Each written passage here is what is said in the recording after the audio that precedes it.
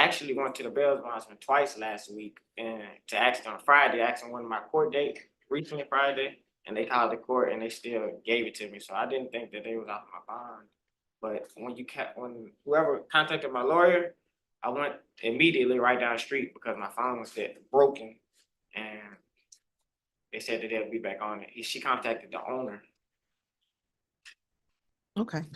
And I'd like to offer just on that subject, Judge, the bondsman, the reason I know is because they had called me that they couldn't contact him. He had changed his number. I did give them his number and I called him and I said, oh, I'm sorry, go ahead.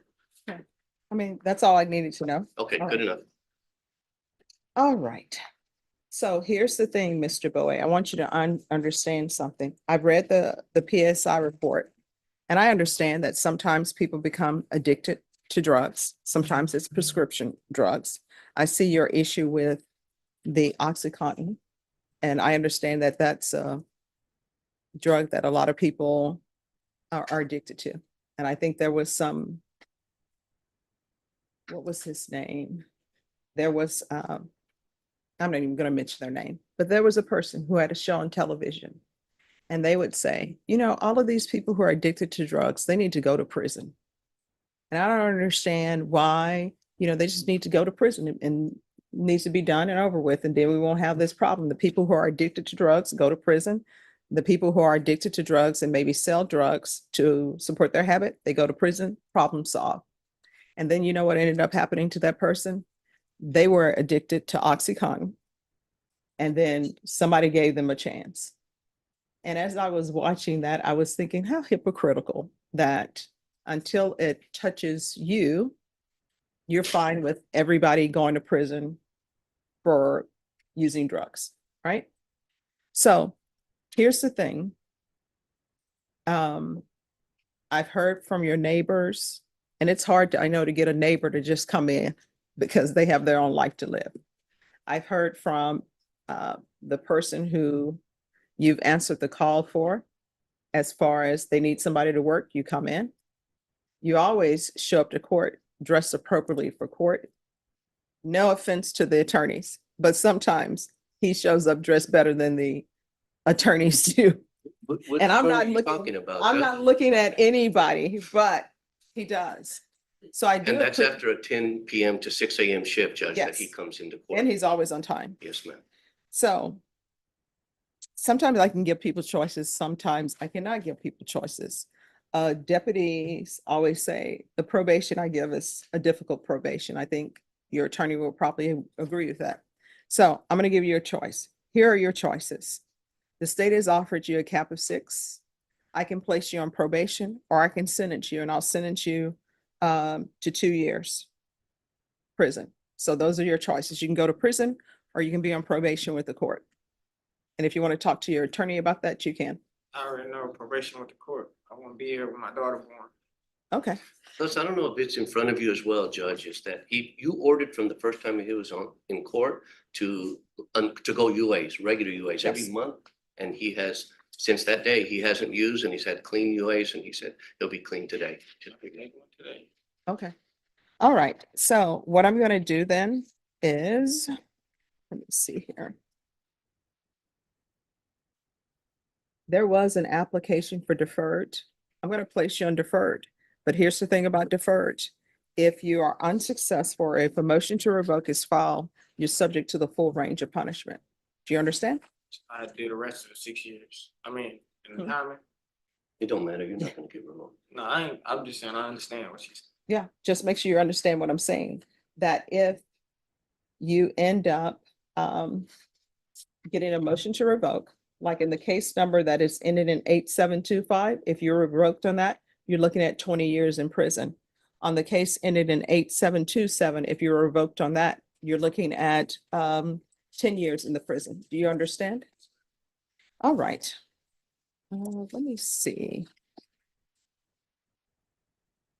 All right, probation in each of the cause numbers. This is what the court is going to do. Court is going to sentence you to 6 years deferred adjudication.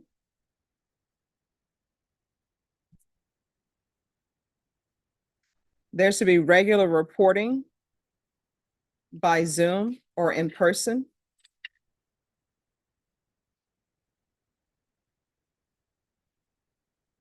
There's going to be regular random UAs. But with your work hours, if you want, you can do the patch. The only thing is the patch costs more, but with the patch, they put it on you and they call you back in within a month and they tell you, come back in. You don't remove the patch, they remove it, and it will let them know if you were using drugs. So you can speak to probation about the cost of that as opposed to the regular random UAs, because regular random UAs, I require it. And what that means is if you're at your work, they'll call you, say, come in and do a UA. The most I allow people to do, I don't do that, oh, I'll be in the next day thing. I do that, all right, I'll come in on my lunch break. That's as far as leeway as you get. You understand? Look, can you, oh, I'll talk to them. What? It's just, they let me know in like a day in advance, you know? No. But it probably would be tough. Because I go to work at 10 PM at night, and then if I wake up at 6, I probably will go to sleep when I get out of work. So any text message or call, Here's the thing. You're just gonna have to make it happen. got it. Otherwise, you're gonna have to do the patch. Proof of employment within 30 days. There's to be no employment as a home health care provider or with minors.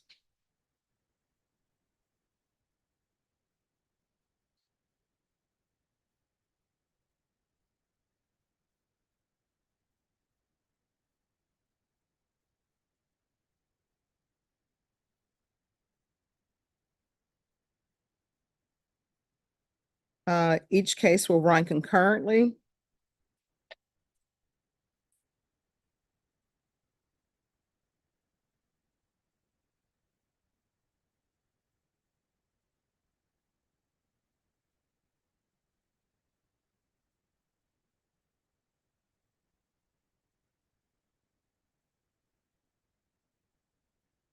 Do we have restitution in any of this for drug testing?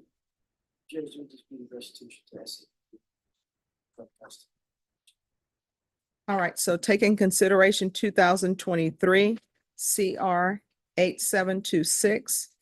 And there's to be restitution, if any, to SAPD for drug testing. Counsel, if you believe the amount is too high, we can have a restitution hearing on it.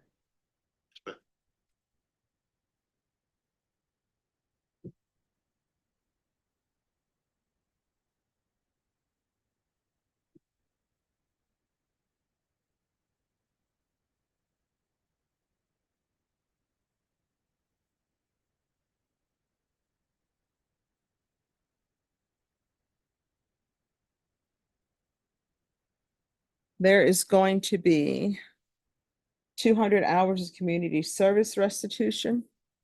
How far did you go in school? High school, All right. 12th grade. All right, so are you just planning on continuing doing what you're doing? Or are you going to, I know he was talking about your MC license. Is there anything else other than that? Yeah, I breed dogs, but the MC license kind of stopped because of the case situation right here. I've been putting my funding into my lawyer, Okay, what dogs are you breeding? micro bullies. Yeah, What's wrong with that? I had to stop. yeah. See, here's the thing. People are out here just breeding dogs and honestly, they haven't studied anything. They're not medical professionals. And when people breed dogs and they think, I want a purebred dog, this is what I know. And this is what I know from research. And this is what I know from watching the dog shows that are on television. Every single purebred dog has an issue. They have a medical issue. When people do the French bulldogs, those French bulldogs, the way they look now with the smashed in face, if you look back in history, that's not how that dog is supposed to look. People are like, oh, I want a cute little puppy, or oh, I want a micro pit. This is what I want. And you know what? It's damaging them. That's why some of them have hip dysplasia.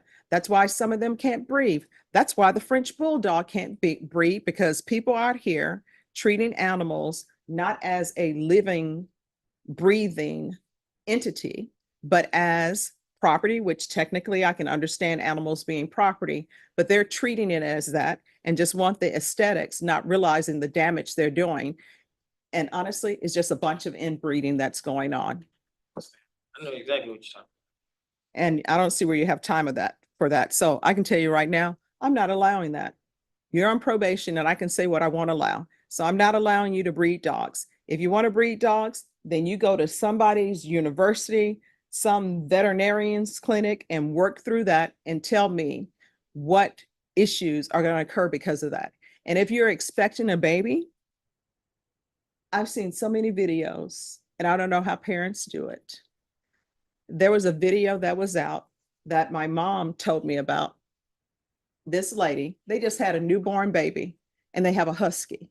And they're like, oh, look, the husky is jealous of the baby. It's sleeping in the baby's crib and barks when the baby goes to the crib.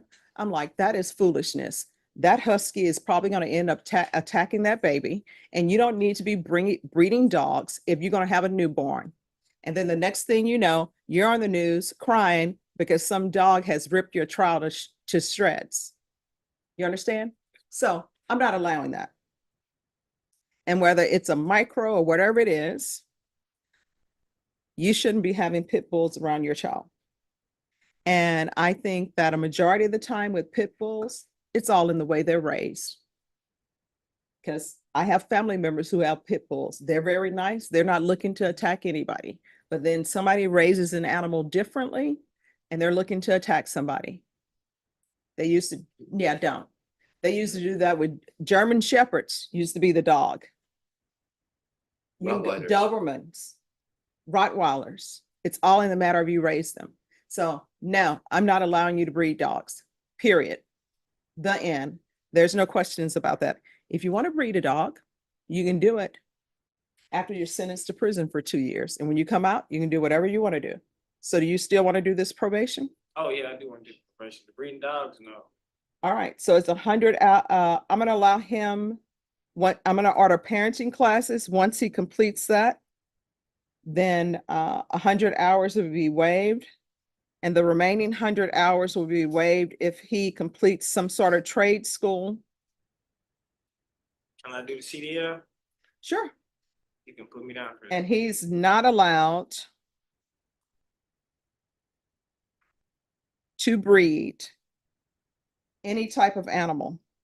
So you're not breeding parakeets, you're not breeding goldfish, you're not breeding anything. Do you understand?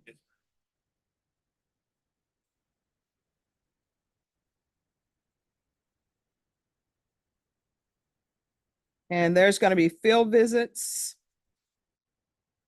1 time per month until further notice.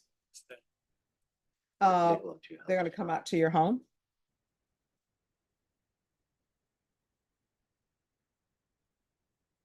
Probation.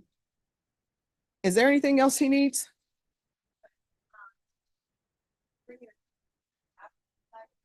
Ah, thank you. Let me look at that.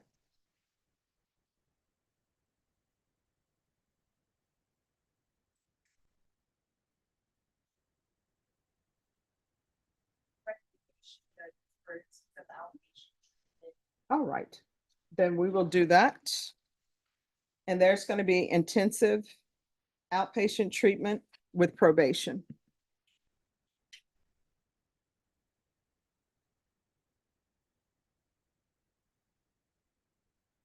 And I'm going to do 90 sober meetings in 90 days.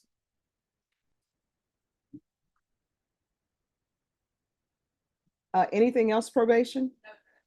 Is there anything else you need from the court to be successful? All right.